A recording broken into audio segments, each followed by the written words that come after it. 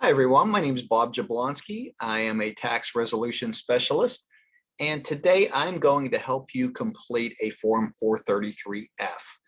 So the IRS has a number of Form 433s.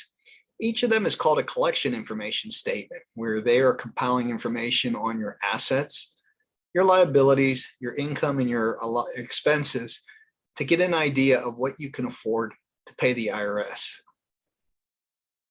There are a few different 433 forms. There's a 433A. The 433A form is when a revenue officer is involved in a personal collection issue. 433Bs are related to businesses that are not sole proprietorships. 433 AOIC is related to an offer in compromise. We're going to talk about some of these forms later on in the next weeks or months. Today, we're going to concentrate on a 433F. This is what most taxpayers are going to have to deal with. When you're dealing with automated collections, ACS, which is anytime you owe the IRS and you're calling an 800 number, you're typically calling ACS. They may ask you for a Form 433-F if you are not getting into a full payment resolution with a debt. Today, it's under $250,000, up to $250,000. You might not be required for a 433 as long as you get into a full payment plan. If not, then they're going to request this of you. So this is what I'm going to help you. They may ask you to do this verbally by phone, or they may ask to go through this with you for you to fax them the written version. So we're going to just walk through how to complete this form. So in this case, we're going to just start typing just as you would with your information. And I'm going to assume that my taxpayers are James and Ellen Smith. And James and Ellen Smith live at 123 Main Street, and they live in Orlando, Florida, which is where I lived at one point. And we're going to give them a zip code that was once mine. If this requires that you have a different address than what you've had previously, you're going to check this button, but in this case, it's not. That address is in Orange County in Florida. Orange. I'm just going to assume their social security numbers. I'll give you some fake numbers. We're going to assume that Mr. Smith is 123-456-7890, and Mrs. Smith is 234-567-8901. So you're going to have to give them at least one phone number so they can contact you. I'm just going to give you Mr. Smith's number, and his number is 407. We're going to give you his cell phone number, 407-443-6788. And you could give him Mrs. Smith's number as well. Homework, I usually would not recommend giving them a work number. Might want to give them your home number. A lot of days today, we just have cell phone numbers. The next thing we're going to enter is the number of people in the household. This can be very important. It helps to calculate your allowable expenses for grocery and household expenses, as well as potentially looking at your housing allowances. So very important here. We're going to say that in addition to them, to Mr. and Mrs. Smith, they have one child. They're all under 65. There's 3 of them. We're going to assume Mr. Smith has a business. He's a landscaper, and we're just going to call it Smith's Landscaping. And we are giving Mr. Smith's Landscaping an EIN of 99999. It's a landscaping business, as we mentioned. And he has no employees other than himself. He's the only person working there. Next thing was we're going to go through the bank accounts. And as it says here, you need checking accounts, ones that are just online, checking or savings account, money market accounts, even if you have a PayPal account, it's looking for. And with all of these different categories, if you need more space than is on the form, you create an additional sheet if it's necessary. And in that additional sheet, you'll want the same columns and information as on the cover sheet here. So we're going to assume this is Chase Bank, and this is the first of many times that I'm going to skip the address just to save time here. In this case, we're just giving it some numbers. This is the bank account number. It's a checking account.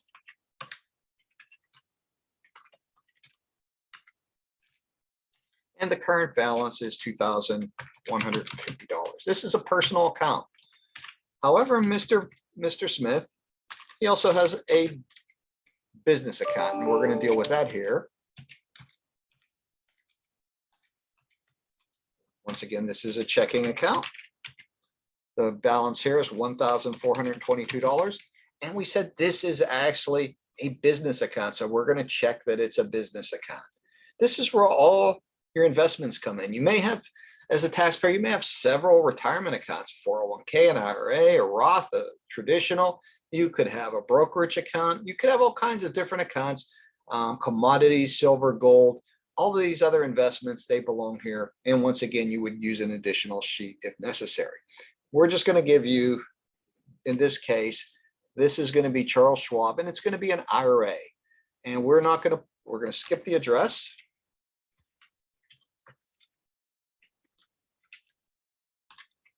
Um, 744-6264. It is an IRA. And the current value of the IRA is $22,464.22, not business related. Today, nowadays, we're finding virtual currency, Bitcoin and all of its other variations, Litecoin, Dogecoin, all these different things, they're out there now. If you have any virtual currency, you need to put it in there. We're going to assume they didn't.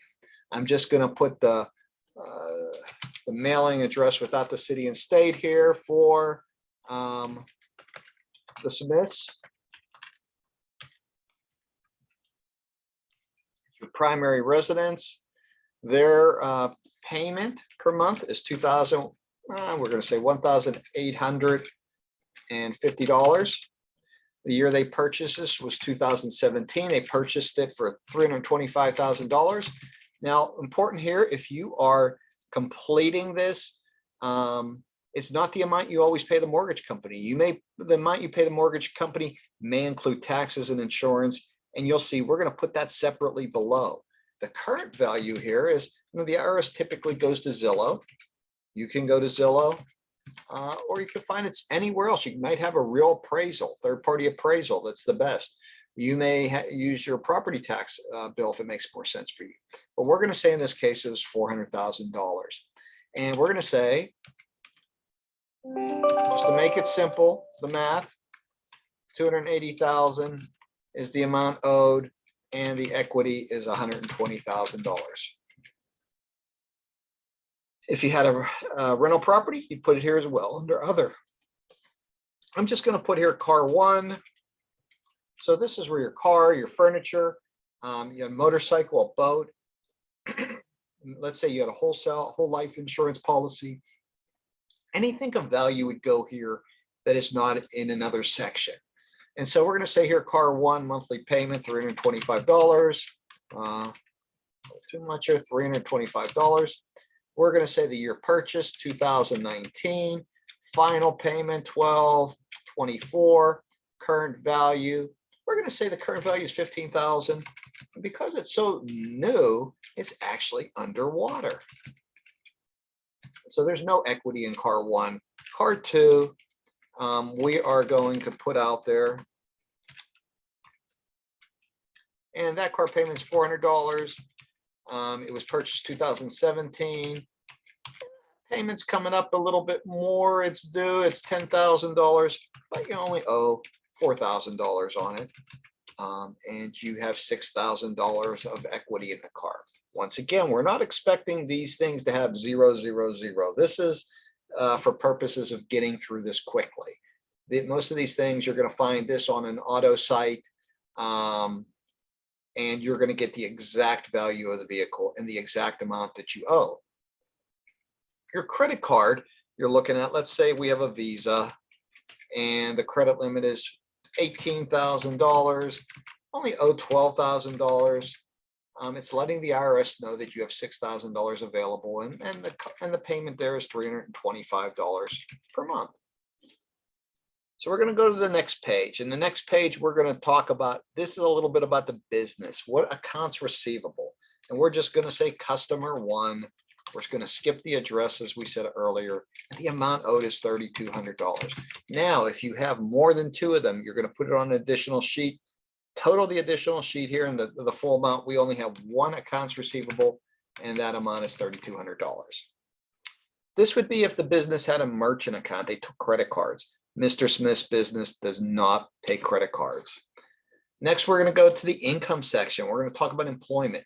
Mr. Smith is self-employed, and I'll show you later why we're putting it here, and we're just putting self-employed with no other information. The number is going to go down here in net self-employment. Mrs. Smith is employed. She's a W-2 employee. Mrs. Smith is employed by Busy Baby Daycare. Skip the address again. Busy Baby Daycare. And we're to make it simple, we're going to say she's just paid monthly. She's paid $2,000 monthly. She takes $150 per paycheck, and let's say $300.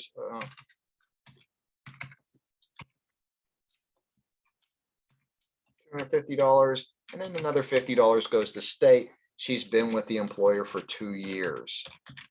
So we're going to look down here to any of these other things fit. What the IRS is looking is for every penny that comes into your bank accounts, into your family monthly. And we could be talking about unemployment income, pension income, Social Security interest and dividends, alimony and child support. In this case, we got Mr. Smith, and we're going to say from his business, he gets $3,000 per month net. So if you read the directions that are below, and they give a lot of good directions to help you get through here, you're going to notice that it says for section 1 and 4 that if you don't have higher amounts, that you should use the actual monthly amount, or if it caps at an IRS allowed amount. And what we find out here is that for a family of 3, this caps at $1,610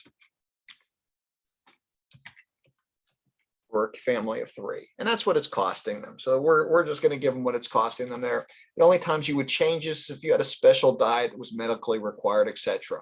Let's say for the 2 vehicles, you're spending $400 a month. You don't have any public transportation. This might be different if you've lived in a city like New York, where you both had a vehicle and you had to take public transportation, but most of us don't. We're now going to go down to the housing and utilities. We don't have any rent. Remember, we had a mortgage. The mortgage amount's up here, so we don't have to put that again. But we do have to put the utilities, which are $300 a month. We have to put telephone, cable, cell phone, internet, $250 a month, and another $400 for real estate taxes and insurance. Remember, we said if it's included in the mortgage payment, you take it out. You're only including principal and interest above there. Here's where you're going to put the real estate taxes and insurance above. If you didn't include it above, don't double count it, okay? And then $150 a month for maintenance and so on. So this is a total of $1,100 that goes right in there. Finally, health insurance is Mrs. Smith gets it through her employer. She pays $500 a month, and you're permitted to use out-of-pocket health care if your actual is more. Yeah, but if not, the IRS allows $75 a person. We're going to say